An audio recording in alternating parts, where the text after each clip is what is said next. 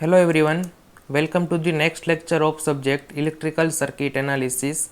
Myself Himanshu Joshi, I am an assistant professor in Sri Labhubai Trivedi Institute of Engineering and Technology, Rajkot. Today we are going to discuss one of the most important theorem, that is the superposition theorem. So let's discuss this superposition theorem in detail in this video lecture. So let starts with the statement of superposition theorem. So it states that in any linear bilateral network containing two or more than two generating source, then the current or voltage of each branch is equal to the summation of all the current or voltage which would appear at that point. Now the condition is that if each generating source were considered separately and all the other generating source are replaced by equal to their internal resistance. Now what does it mean? It means that consider over here two source, first one is the voltage source and second one is the current source. Now our objective is to find out the current in this resistance R3. So let me consider that this resistance is equal to IR3. Now what is the superposition in this case? Now I can say that this IR3 which is flow from the resistance R3, now this IR3 is the current, has some amount of current of Vs and some amount of current Is. That means this IR3 is superimposed of two current. The first one is the current due to Vs, second one is the current due to Is. That means that this IR3, I can write this IR3 is the superimpose of two current or two component. First one is the current due to voltage source and the current due to this current source Is. So this IR3 is the superimpose of two current component. That means two current component just because there are two voltage source, two source. First one is the voltage source and second one is the current source. So this IR3 has two component. First component is due to voltage source, second component is due to this current source Is. So this is the superposition theorem and it states that the current or voltage of any branch is equal to the individual effect of all the source. Suppose I want to find out the voltage VR3 at this resistance. So again this voltage VR3 is superimposed of two voltage. First one is the voltage due to voltage source and second one is the voltage due to this current source. Voltage due to current source. So this is known as the superposition theorem.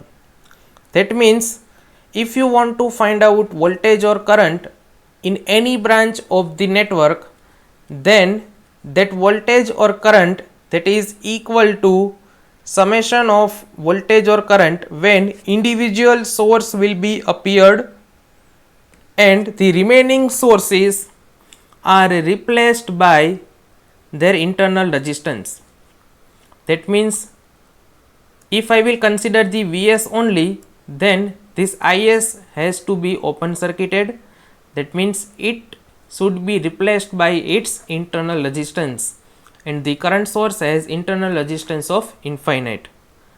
On the same way, when I am going to consider the Is only, then this Vs should be short circuited because internal resistance of voltage source is equal to 0. So this is the statement of superposition theorem. Now when to use superposition theorem?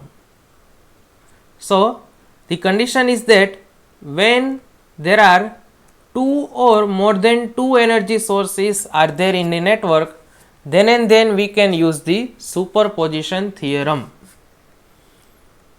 Now second one is the application of superposition theorem. So this theorem is useful when circuit has large number of independent source. Second application is superposition theorem can be used for both AC network as well as DC network. The third application is that it helps to determine the voltage across component and current through branch by calculating the effect of each source individually, and it also determines the combined effect of all the source.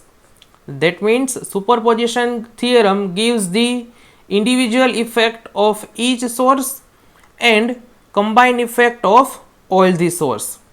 So these are the application of superposition theorem. Now let's consider the drawbacks of superposition theorem. So superposition theorem is useful when circuit has only linear bilateral network. That means superposition theorem cannot be used for non-linear element like diode or other power electronics devices. The second drawback is superposition theorem cannot be applicable for power calculation. Superposition theorem is only used to calculate the voltage and current. It cannot be used to calculate the power because power is a non-linear quantity. So superposition theorem is only used for linear quantity. Power is non-linear quantity. Third drawback is superposition theorem is not useful for the circuit containing dependent source. Clear? Superposition theorem is used for dependent source, but it cannot be used when there is a only dependent source. Clear?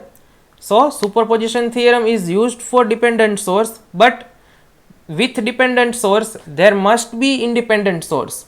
It cannot be used when circuit has only dependent source. The fourth drawback is superposition theorem is not useful when there are less than two independent energy source. So the condition is that two or more than two independent source must be there in a network to use the superposition theorem.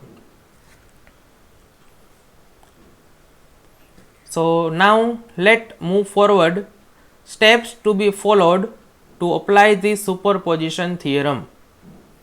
So these are the steps that we can use to apply the superposition theorem in a given network. So first step is select any one energy source. Select any one energy source. So if there are number of energy source, then we have to pick up any one energy source.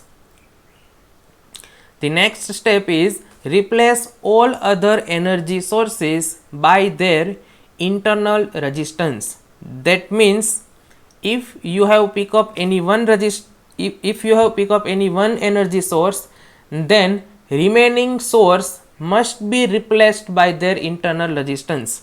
So if remaining sources are voltage source, then voltage sources are short circuited, and if remaining sources are current source, then that current source will be open circuited. Now third point is with only one energy source, calculate the voltage drop or branch current. Whatever you want to find out, voltage drop or branch current. So when you will pick up any one energy source and replace other sources by their individual resistance, then next you have to find out voltage drop or branch current when there is only one energy source in the circuit. Now make a note that while calculating the voltage drop or branch current, keep eyes on voltage polarities and current direction as mentioned in the main circuit diagram.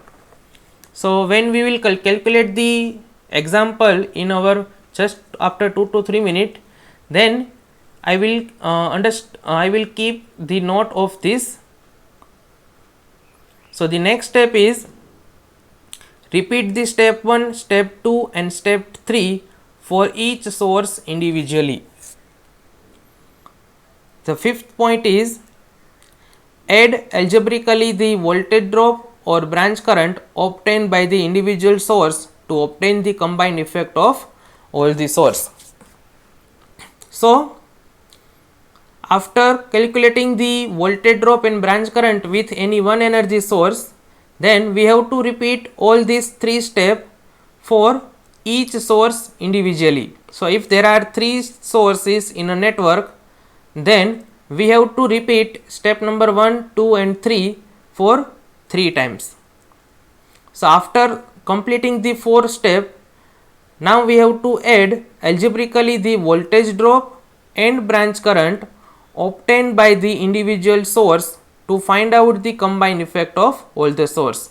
That means for this all the three source, if you have find out the voltage and current individually, then the next step, in the fourth step, you have to add all the voltage and current algebraically to determine the combined effect of all the source.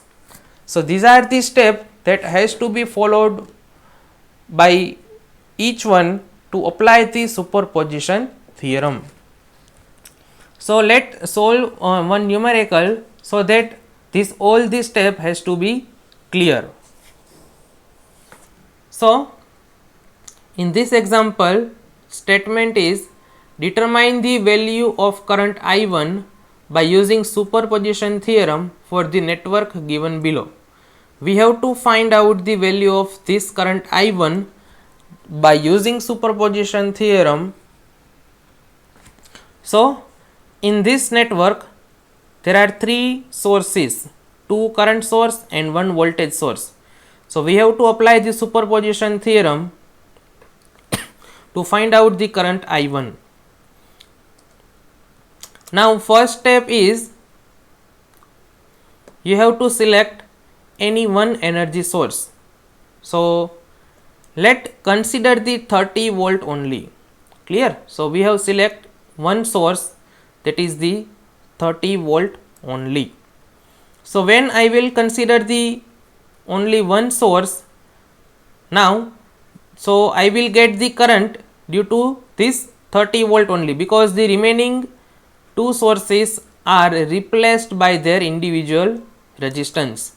That means when I will get the current, that current is due to 30 volt only. So here two current sources are there. So when I will consider the voltage source only, then these two current source must be replaced by their internal resistance. So we know that current has internal resistance of infinite ohm and voltage source has internal resistance of 0 ohm. That means current sources must be open circuited and voltage source must be short circuited. So when I will consider the 30 volt source, then I have to open circuited this 3 ampere source and this 8 ampere source. So I will consider the 30 volt only and I will open these two current source. So under this condition, let that current is I1 dash. That current is I1 dash. So this now this becomes the series circuit. 6 volt, 6 ohm, 4 ohm and 2 ohm are in series condition, series circuit. So this I1 dash is same in this loop.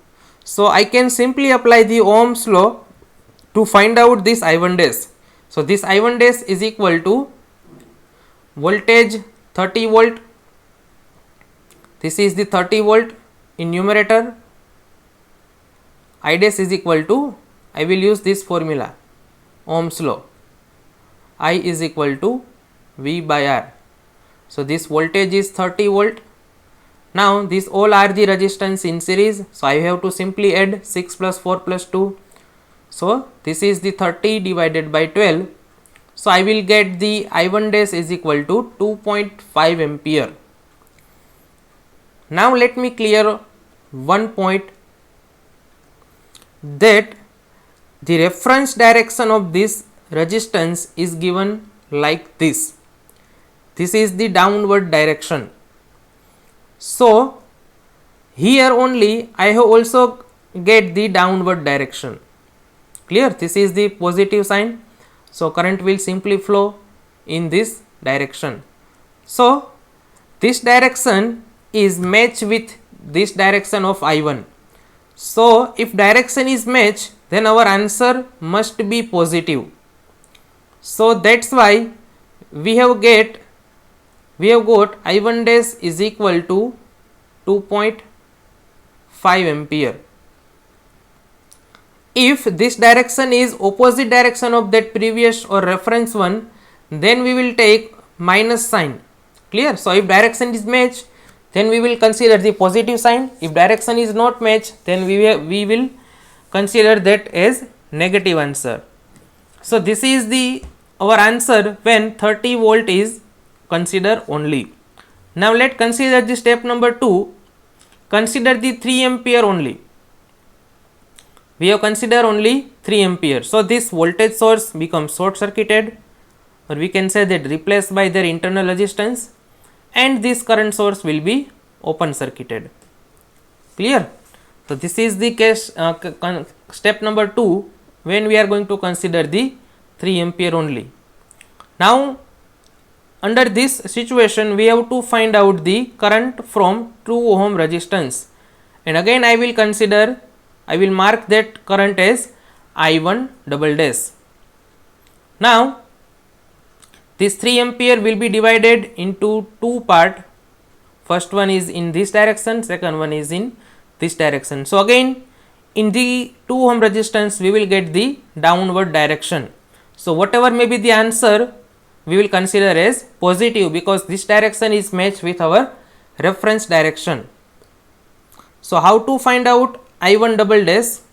So you can see over here that this current source is parallel with this 4 ohm resistance, and you can see that this 2 ohm and this 6 ohm are in series direction, in series connection, because there is no division of current from this to this. So we can simply apply the current divider rule to find out this I1 dash, because from this point current has been divided into two part, and this will be the same in 6 ohm, and again this current will be come over here. So we can simply apply the current divider rule to find out the value of I1 dash. So what is the current divider rule? So that is equal to, we want to find out the I1 dash, so I can say that I1 dash is equal to total current 3 ampere multiply by the resistance which is equal to the parallel of this resistance. So parallel resistance of this 2 ohm is equal to 4 ohm, because this terminal starting and ending terminal are same. So 4, which is opposite of the 2 ohm resistance, divided by total resistance, that means 6 plus 2 plus 4. So we will get 12 divided by 12, and that is equal to 1 ampere. So I will consider the plus sign because this is the sign which is matched with reference direction. So this is the step number 2 when 3 ampere is only considered. Now next one is the consider the 8 ampere only. So again this is the 8 ampere, remaining sources are short circuited and current sources are open circuited. So again 4 and 2 are in series, 6 is in parallel, so we can directly use the current divider rule, but you have to mark that from here current will be divided into two part. So in 2 ohm resistance current direction is in upward direction, or we can say that opposite to that of the reference direction. So this I1 triple dash we have to take as negative, because this direction is opposite that of the reference direction. So again we will use the current divider rule. So I can write I1 triple dash is equal to total current multiply by the opposite branch resistance of 2 ohm. So opposite branch is 6 ohm. So in numerator there is a 6 ohm divided by total resistance is 6 plus 2 plus 4. So 48 by 12 is equal to 4 ampere. But we have to take this 4 ampere as negative because this direction is not match with the reference direction, or we can say that opposite direction of our reference direction. So I1 triple dash is equal to minus 4 ampere. So finally I can write I1 as a superimpose of all the individual source current. I1 is equal to I1 dash plus I2 dash plus I1 is equal to I1 dash plus I1 double dash plus I1 triple dash 2.5 plus 1 minus 4. So finally we will get I1 is equal to minus 0.5 ampere. So again over here is the minus sign. That means we can say that this actually I1 is in upward direction. So this is the example that shows how to use the superposition theorem. So thank you very much. With this we will conclude our session. If you have any doubt, any question, you can give your doubt and question in comment section. And if you like my video, then you are free to share with your friends. Again, thank you very much.